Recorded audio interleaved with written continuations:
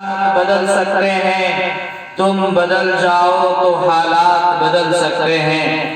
ملت اسلامیہ کے غیور فرزندوں، ابھی جب میں نے قرآن کی آیت تلاوت کی ہے، اس آیت میں اللہ تعالیٰ نے واقعہ معراج کا تذکرہ کیا ہے، اور بہت خوشی کی بات یہ ہے کہ جس تاریخ کو واقعہ معراج پیش آیا، شہنشاہ کونین جناب محمد رسول اللہ صلی اللہ علیہ وسلم کو اللہ نے عرش الہی پر بلایا، وہ تاریخ آج کی تاریخ ہے، یعنی 27 رجب کی تاریخ ہے۔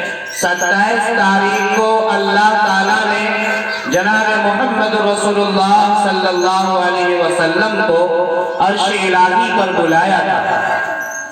واقعہ اس لیے ہے کہ آپ صلی اللہ علیہ وسلم طائف دعوت پہنچانے کے لیے گئے تھے، لوگوں کو دعوت دی، وہاں کے بڑے بڑے سرداروں کو حق کا پیغام پہنچایا۔ ان لوگوں کو اللہ کا پیغام نعمت سمجھ کر اقرار کر لینا چاہیے، قبول کر لینا چاہیے، لیکن انہوں نے قبول کیا کیا؟ ایسا حربہ اپنایا کہ بڑے بڑے ظالم جابر اوباش قسم کے گنڈے لڑکوں کو آپ صلی اللہ علیہ وسلم کے پیچھے لگا دیا، جنہوں نے آپ پر پتھر کی بارش کی، جنہوں نے آپ کو خون سے لہو لہان کیا، جنہوں نے آپ پر ستم ظریفی یہ کی کہ آپ کو خون میں ڈوبتا ہوا چھوڑ کر چلا گیا۔ اللہ تعالیٰ کو رحم آیا اور اللہ تعالیٰ نے آسمان سے جبرائیل امین کو بھیجا اور دوسرے فرشتوں کو بھیجا، اور بھیج کر کہا جاؤ اور جا کر دیکھو میرا محبوب کیا چاہتا ہے۔ تاجدار مدینہ جناب محمد رسول اللہ صلی اللہ علیہ وسلم کے دونوں جوتیاں خون سے ڈوب چکی تھی، آپ بار بار اس جوتی سے بہنے والے خون کو پوچھ رہے تھے، اور آپ کے ساتھ حضرت زید رضی اللہ تعالیٰ عنہ تھے، وہ بار بار کہہ رہے تھے یا رسول اللہ آپ خون کو اتنا کیوں پوچھ رہے ہیں، کیا بات ہے؟ آپ صلی اللہ علیہ وسلم نے فرمایا کہ اے زید تجھے پتہ نہیں ہے، میرا خون اگر اس زمین پر گر گیا تو یہ زمین برداشت نہیں کر سکے گی، زمین پھٹ جائے گی، زمین پر بھوچال آ جائے گا، زمین میں زلزلہ آ جائے گا، یہاں کے لوگ تباہ و برباد ہو جائیں گے، اس لیے میں خون کو پوچھ رہا ہوں۔ لہذا اللہ کے نبی صلی اللہ علیہ وسلم سے اس فرشتے نے کہا یا رسول اللہ ان لوگوں نے بڑا ظلم کیا ہے، تکلیفوں کی حد کر دی ہے، آپ اجازت دے میں طائف کے دونوں پہاڑوں کو آپس میں ملا دیتا ہوں تاکہ یہ لوگ چکنا چور ہو جائے، آپس میں یہ لوگ پیس جائیں۔ لیکن رحمت للعالمین جناب محمد رسول اللہ صلی اللہ علیہ وسلم نے فرمایا اللہم اہد قومی فإنہم لا یعلمون، اے فرشتوں یاد رکھو یہ قوم میری جانتی نہیں ہے، میرے مرتبہ کو، میری حقیقت کو، اے اللہ میری قوم کو ہدایت دیجئے کیونکہ یہ قوم میرے مقام کو نہیں جانتی ہے۔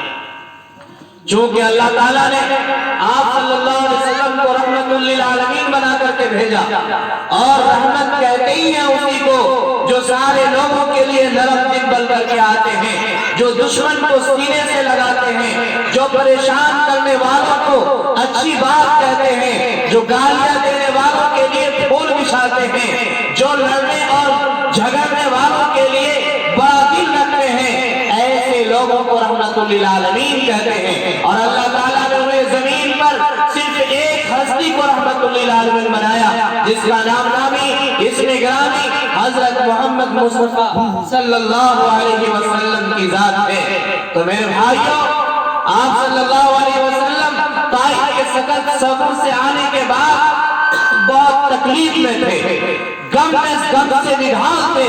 اللہ تعالیٰ کو یہ تکلیف دیکھا نہ گیا، اللہ تعالیٰ کو یہ تکلیف دیکھا نہیں گیا۔ اللہ تعالیٰ نے یہ دیکھا کہ جس قوم نے آپ پر ظلم کیا ہے، آپ کو ستایا ہے، خون میں آلود چھوڑا ہے، اس قوم کے لیے آپ دعا کر बददुआ नहीं कर रहे हैं। तो अल्लाह ताला ने फरमाया, ऐ जिब्राइल जाओ, मैं नबी को दूर से तसल्ली नहीं दूंगा, उन्हें मेरे पास बुला करके लाओ। अल्लाह ने तसल्ली के लिए किसी और नबी को अपने पास नहीं बुलाया। हजरत ईसा अलैहिस्सलाम को जब उनके दुश्मनों ने मारने की प्लानिंग की तो हजरत ईसा अलैहिस्सलाम को हमेशा के लिए आसमान पर उठा लिया गया, लेकिन तसल्ली के लिए, रहम के लिए और बहलम डालने के लिए अल्लाह ताला ने सिर्फ और सिर्फ ताजदार मदीना शहंशाह कौनैन जनाब मोहम्मद रसूलुल्लाह सल्लल्लाहु अलैहि वसल्लम को अर्श इलाही पर बुलाया। उसी वाक़या को इस आयत में बयान किया है, सुब्हानल्लज़ी अस्रा बिअब्दिही लैलन मिनल मस्जिदिल हराम इलल मस्जिदिल अक़्सल्लज़ी बारकना हौलहु लिनुरियहु मिन आयातिना इन्नहु हुवस समीउल बसीर। पाक है वो ज़ात जिसने अपने बंदों को रातों रात मस्जिद हराम से मस्जिद अक़सा तक ले गया और फिर वहां से अल्लाह ताला ने जहां चाहा वहां बुलाया। मैं आपको बताता हूँ अल्लाह ताला ने आप सल्लल्लाहु अलैहि वसल्लम को कहां बुलाया, सुम्मा दना फतदल्ला फकान क़ाब क़ौसैन औ अदना। अल्लाह ताला ने जनाब मोहम्मद रसूलुल्लाह सल्लल्लाहु अलैहि वसल्लम को अर्श इलाही पर बुलाया। जब जिब्राइल अमीन बुराक के जरिए से आसमान पर पहुंच गए, सिदराए मुंतहा तक पहुंचे, वहां पर जिब्राइल अमीन ने कहा, या रसूल अल्लाह अब मेरी बस की बात नहीं है, अब अगर मैं 1 इंच भी आगे बढ़ूंगा मेरा पर जल जाएगा, अल्लाह की नूर की तजल्ली को मैं बर्दाश्त नहीं कर पाऊंगा, इससे आगे मेरी पहुंच नहीं है, यहाँ से आपको तने तनहा जाना है, मैं यहाँ से आगे नहीं जा सकता हूँ। अल्लाह ताला ने उनके लिए रब नामी सवारी को मुतय्यन किया और उस रब नामी सवारी पर अल्लाह ताला ने हुजूर अकरम सल्लल्लाहु अलैहि वसल्लम को अर्श इलाही तक बुलाया। सुम्मा दना फतदल्ला फकान क़ाब क़ौसैन औ अदना। आप सल्लल्लाहु अलैहि वसल्लम को अपना करीब लिया, इतना करीब किया कि सिर्फ 1 कमान या 2 कमान, 1.5 या 2 हाथ की कुर्बत बच गई थी। इतना ज्यादा करीब आप सल्लल्लाहु अलैहि वसल्लम को अल्लाह ताला ने किया और इस असना में आप सल्लल्लाहु अलैहि वसल्लम ने अल्लाह तबारक ताला को 2 मरतबा दीदार फरमाया और वो दीदार आपने अपनी निगाहों से किया। मा ज़ागल बसर वमा तगा। आप सल्लल्लाहु अलैहि वसल्लम ने अपनी आंखों से देखा और देखने में कोई धोखा नहीं खाए, और जब आप सल्लल्लाहु अलैहि वसल्लम अल्लाह ताला के पास पहुंचते हैं, अल्लाह ताला के पास एक पैगाम पेश करते हैं, अत्तहियातु लिल्लाह वस्सलावातु वत्तय्यिबात। ऐ अल्लाह मेरी बदनी इबादत, मेरी कौली इबादत और मेरी माली इबादत तेरे लिए है। जब ये अल्फाज आप सल्लल्लाहु अलैहि वसल्लम ने अल्लाह के दरबार में कबूल पेश किया तो अल्लाह ताला ने फरमाया, ऐ रसूल जब हमने हमें 3 तोहफा दिया है तो मैं भी तुम्हें 3 तोहफा देता हूँ। एक तोहफा ये है कि सूरह बकरा की आखिरी आयत देता हूँ, जिस आयत को पढ़कर तुम जो चाहोगे अल्लाह ताला वो तुम्हारे साथ करेगा। जिस परेशानी की हालत में रहोगे वो पढ़ करके अपने ऊपर दम कर लोगे, शिफा पा जाओगे। और अगर तुम्हारे पास किसी भी तरह की मुश्किलात आ जाए वो आयतें पढ़ करके अल्लाह के दरबार में हाथ उठाओगे, तुम्हारी परेशानियां दूर हो जाएगी। और दूसरा तोहफा ये है, या रसूल अल्लाह तुम अपनी उम्मतियों के लिए बहुत रोते हो। अरफात के मैदान में 5 घंटे तक तुमने अपनी उम्मती के लिए आंसू बहाया, अपनी कौम के लिए आंसू बहाया। लोग तुम पर जुल्म करता रहा, लोग तुम्हारे कंधों के अंदर ओझरी डालता रहा, लोग तुम्हारे पांव के नीचे कांटे बिछाता रहा, लोग तुम्हारे कंधों के ऊपर गंदगियां डालता रहा और लोग तुम पर पत्थर की बारिश करता रहा, लेकिन तुमने किसी के लिए बददुआ नहीं की, तुम सबके लिए दुआएं की है, तुम सबके लिए जहन्नम से निकालने का फैसला किया है। तुम लियुखरिजकुम मिनज़ ज़ुलुमाति इलन नूर, इसलिए तुम आए थे कि लोगों को गुमराही से बचाया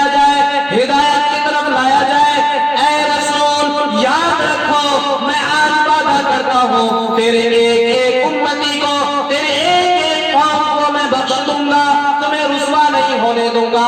وَلَسَوْفَ يُؤْتِيكَ رَبُّكَ فَتَرْضَىٰ، وہ دن یاد ہے، قابل ذکر ہے، جس وقت آپ صلی اللہ علیہ وسلم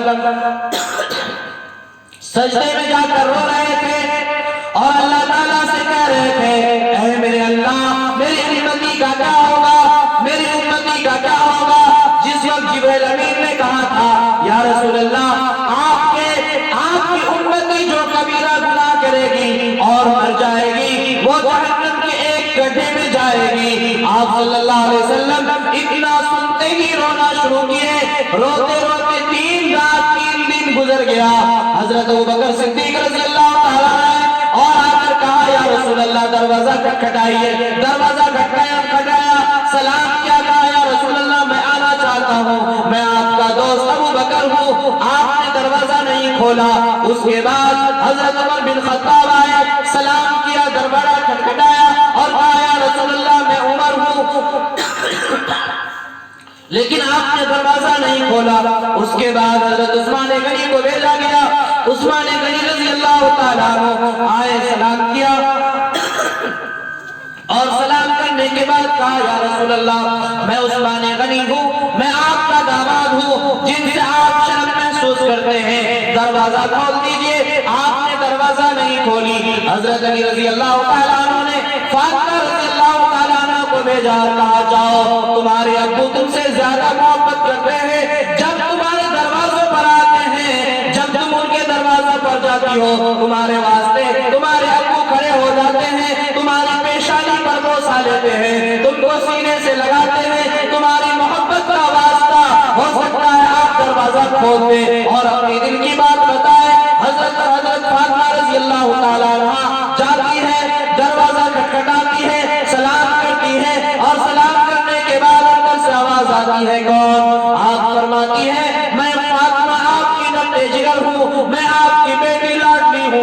3 دن سے آپ دروازہ کھولتے ہیں، نماز پڑھتے ہیں، پھر اندر چلے جاتے ہیں، آخر ماجرا کیا ہے ذرا بتا دیجئے۔ آپ صلی اللہ علیہ وسلم نے دروازہ کھولا اور کھولنے کے بعد جب آپ اندر داخل ہوتے ہیں تو دیکھتے کیا ہے کہ آپ صلی اللہ علیہ وسلم جہاں سجدہ میں گرے ہوئے تھے وہاں پوری بے پسینہ سے اور آنسوؤں سے وہ جگہ سیراب تھا۔ حضرت فاطمہ نے پوچھا یا رسول اللہ آپ اتنا روتے کیوں ہیں، وجہ کیا ہے، بات کیا ہے، حقیقت کیا ہے؟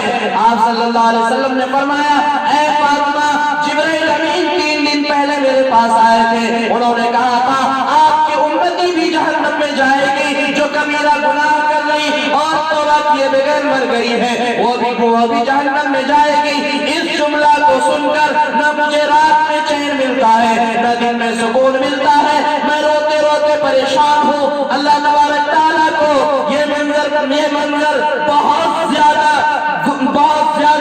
صبر کی بات آ گئی۔ آپ صلی اللہ علیہ وسلم کو اللہ تعالیٰ نے پیغام بھیجا اور کہا ہے جبرائیل جاؤ میرے محبوب کو کہہ دو وَلَسَوْفَ يُؤْتِيكَ رَبُّكَ فَتَرْضَىٰ، میں اپنے محبوب کو اتنا دوں گا کہ وہ راضی ہو جائے گا۔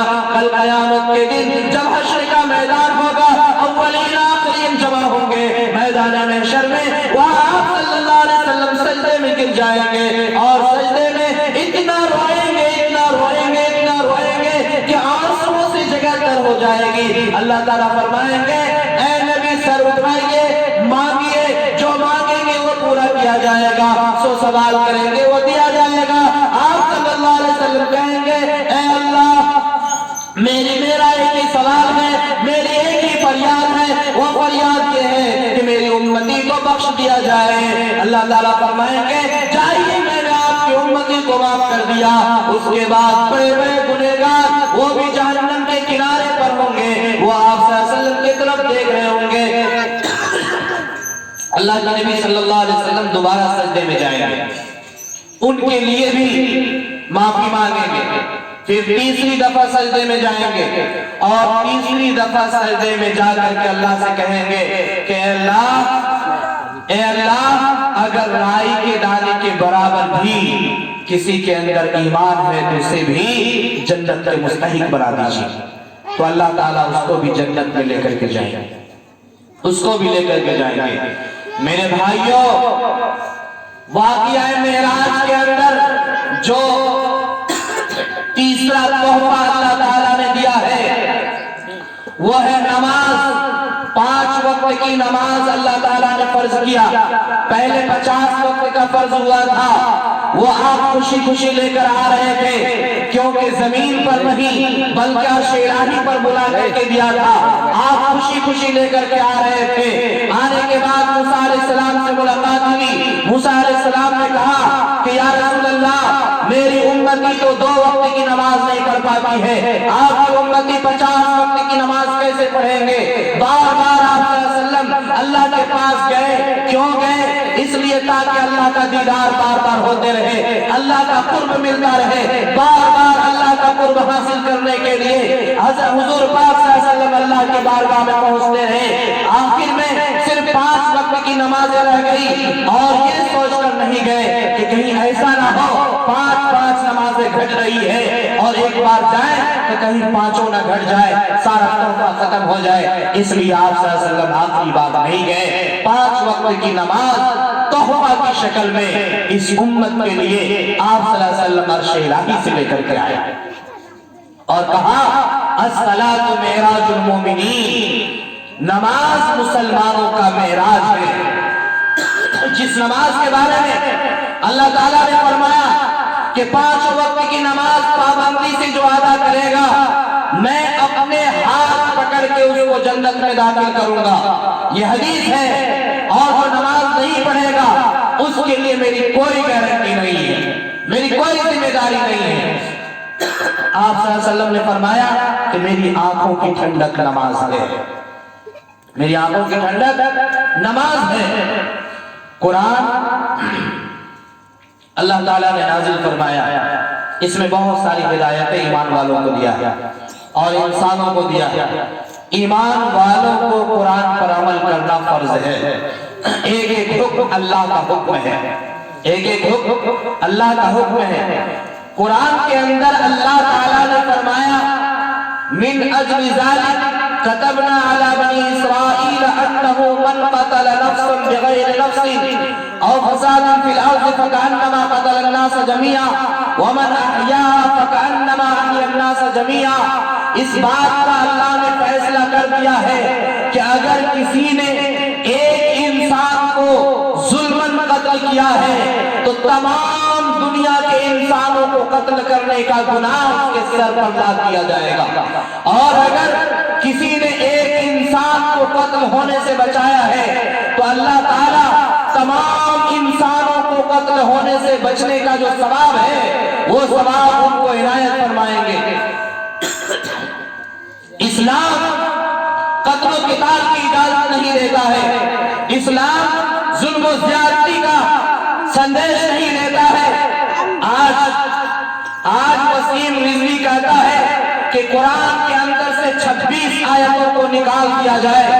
سپریم کورٹ نے اچھیکا داخل کیا ہے اور سپریم کورٹ سے یہ ایوارڈ لگایا ہے اور انہوں نے کہا ہے سپریم کورٹ کو کہ 26 آیتیں قرآن کے اندر ہے جو جہاد کا حکم دیتا ہے، جو مارنے اور کاٹنے کا حکم دیتا ہے، اس لیے قرآن سے نکال دیا جائے۔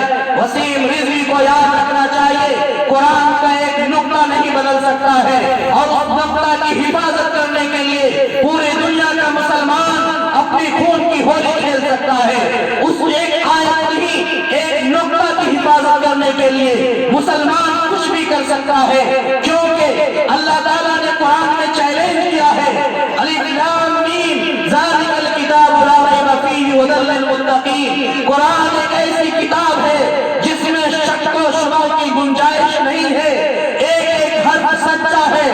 اگر قرآن میں کوئی ملاوٹ سمجھتا ہے، اگر قرآن میں حضرت عمر نے آیتوں کو جوڑا ہے، اگر قرآن میں ابو بکر صدیق رضی اللہ تعالیٰ عنہ نے آیتوں کو جوڑا ہے تو قرآن چیلنج کر رہا ہے فَأْتُوا بِسُورَةٍ مِّن مِّثْلِهِ، تم بھی ابو بکر کی طرح ہو، تم بھی حضرت عمر کی طرح ہو، تم بھی ایک آیت لا کر پیش کر دو۔ 1450 سال ہو گئے، 1500 سال ہو گئے، آج تک یہ چیلنج اپنی جگہ مسلم ہے، لیکن آج تک کوئی مائے کا لال پیدا نہیں ہوا ہے جو قرآن کی ایک آیت قرآن کی شکل میں پیش کر سکے۔ ایسا وسیم رضوی کے 99 خاندان ہلاک ہو جائیں گے، لیکن قرآن کا ایک حرف اس سے قرآن سے نکل نہیں سکتا۔ میرے بھائیوں، قرآن کی حفاظت اس میں ہے کہ ہم اپنے بچے کو قرآن کا حافظ بنائیں، قرآن کا عالم بنائیں، قرآن کا مفسر بنائیں، قرآن کا کاتب بنائیں۔ قرآن کی حفاظت اس میں ہے، اِنَّا نَحْنُ نَزَّلْنَا الذِّكْرَ وَإِنَّا لَهُ لَحَافِظُونَ، ہم ہی قرآن کو نازل کیے ہیں اور ہم ہی قرآن کی حفاظت کرنے والے ہیں۔ یہ تورات نہیں ہے، یہ انجیل نہیں ہے، یہ زبور نہیں ہے کہ یہود و نصارہ نے اس میں تحریف کر دیا تھا، اس میں ملاوٹ پیدا کر دیا تھا، کتابوں کی کتاب بنا کر بیچ ڈالا۔ ارے یہ قرآن ہے، جب تک یہ دھرتی رہے گی اس وقت تک قرآن رہے گا، جب تک آسمان رہے گا اس وقت تک قرآن رہے گا۔ اگر قرآن کا ایک ٹکڑا بدل گیا تو خدا کی قسم یہ آسمان نہیں رہے گا، اللہ کی قسم یہ زمین نہیں رہے گی، سمندر چلنا بند کر دے گا، کیونکہ قرآن کی وجہ سے زمین سلامت ہے، قرآن کی وجہ سے آسمان محفوظ ہے، قرآن کی وجہ سے انسان زندہ ہے۔ آج جتنی برائیاں، جتنے گناہ اس دھرتی پر انسان کر رہا ہے، اگر قرآن نہیں ہوتا تو یہ زمین پھٹ پھٹی ہوتی، زمین میں زلزلہ آ چکا ہوتا، آسمان ٹوٹ جاتا۔ لیکن قرآن کی برکت ہے کہ اللہ تعالیٰ اپنے غصہ کو قابو کیے ہوئے ہیں۔ قوم عاد کو ہلاک کرنے میں ٹائم نہیں لگا، قوم سمود کو ہلاک کرنے میں ٹائم نہیں لگا، قوم آل فرعون کو ہلاک کرنے میں ٹائم نہیں لگا۔ ہم کس کھیت کی مولی ہیں؟ ارے وہ تو بڑے بڑے پہاڑوں کو تراش کر کے عالیشان مکان بناتے تھے، ہمارے پاس تو طاقت بھی نہیں ہے۔ وہ تو کھجور کے برابر لمبے تھے، ہٹے کٹے پہلوان تھے، اپنی طاقت پر انہیں غرور تھا، فخر تھا، لیکن انہوں نے کتاب کا انکار کیا، انہوں نے اللہ کے احکام کو توڑا، تو اللہ نے ایسا ان کو اوندھے کو لٹا دیا، ایسا لٹایا کہ صبح میں وہ اٹھ بھی نہیں سکے۔ جو بیٹھے تھے ویسے سو گئے، جو سوئے تھے وہ سوتے رہ گئے، اور جو جس حال میں تھے اسی حال میں چلے گئے۔ وہ اپنے آپ کی حفاظت نہیں کر سکے، وہ اپنے جسم کو سنبھال نہیں پائے، وہ اس زمین یا آسمان کا رکشا کیا کر سکتا ہے؟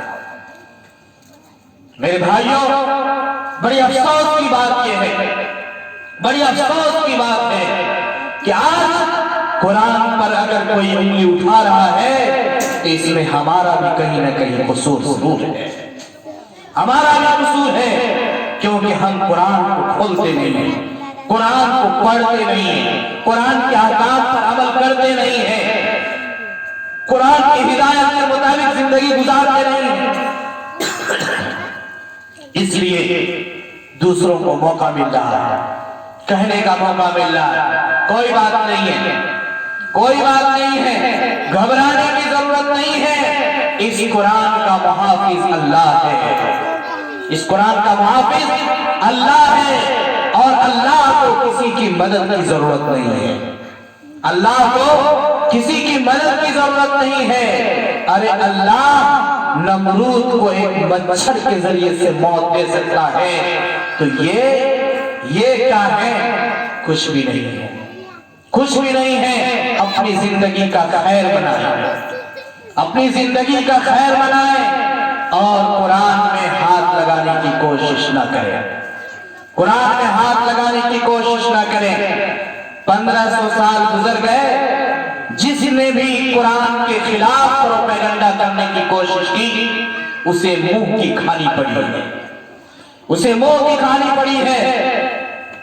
فرانس کے اندر ایک شخص نے ایک کمپیوٹر بنایا، بہت لاگت لگا کر کے کمپیوٹر بنایا، اور کمپیوٹر اس لیے بنایا تھا تاکہ قرآن کی آیتوں کو غلط بتائے اور 10 آدمی کو لا کر کے ثابت کرے۔ بڑے بڑے بدھی جیوی کو بلایا، بڑے بڑے سائنسدانوں کو بلایا، اور اس حساب سے کمپیوٹر کو سیٹنگ کیا، قرآن کی آیت کو دے تو غلط بتائے، عربی عبارت غلط کر کے دے تو صحیح کر دے، صحیح اگر ہو تو صحیح بتائے۔ جو کرنا تھا ہر بات پوری طور پر کیا، اور اس کے بعد پوری دنیا سے ہر ملک کے 10 افراد کو انہوں نے دعوت دی اور کہا کہ قرآن میں ہم غلط ثابت کر کے دکھائیں گے، قرآن غلط ہے اور ہم غلطی کر کے ثابت کر کے دکھائیں گے۔ انہوں نے بھرے مجمع میں ٹی وی کو سامنے اوپر کیا، اونچی جگہ پر رکھا، اور عربی کی عبارت ترکیب کے اعتبار سے، معنی کے اعتبار سے، مفعول فاعل اور فعل کے آگے پیچھے کرنے کے اعتبار سے انہوں نے بار بار غلط عبارت لا کر کے اس کمپیوٹر میں ڈالا تو وہ عربی عبارت کو درست کر کے دکھایا، اور جب عربی عبارت صحیح کر کے دیا تو اس کو انہوں نے صحیح بتایا۔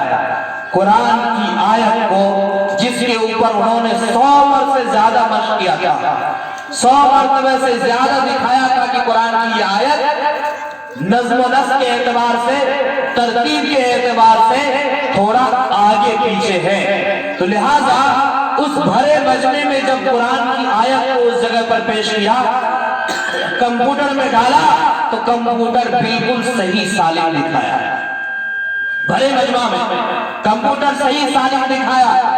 اسی مجمع میں جنہوں نے کروڑوں روپیہ اس کمپیوٹر پر خرچ کیا تھا، پوری دنیا سے بڑے بڑے سائنسداں کو بلایا تھا، اس کو بنانے کے لیے اس کمپیوٹر کو اٹھایا اور اٹھا کر کے چکنا چور کر دیا، اور خود بھی پھانسی لٹک کر کے دنیا سے رخصت ہوا، اور رخصت ہوتے ہوئے کہا کہ پوری زندگی میں ہم نے قرآن کے خلاف ایک کام کیا تھا، اور اپنی جائیداد بیچ کے، اپنے مال بیچ کر کے ہم نے قرآن کو غلط ثابت کرنے کے لیے حربہ کیا تھا، یہ قرآن کا ایک ایک حرف سچا ہے، یہ جھوٹ نہیں ہے۔ میرے سامنے تو کئی بار غلط سمجھ میں آیا، لیکن لوگوں کے سامنے سچ دکھایا، کیونکہ یہ قرآن کی حقانیت ہے، قرآن کا اعجاز ہے۔ قرآن کسی کے سامنے نہ کبھی غلط ہوا ہے اور نہ غلط ہو سکتا ہے۔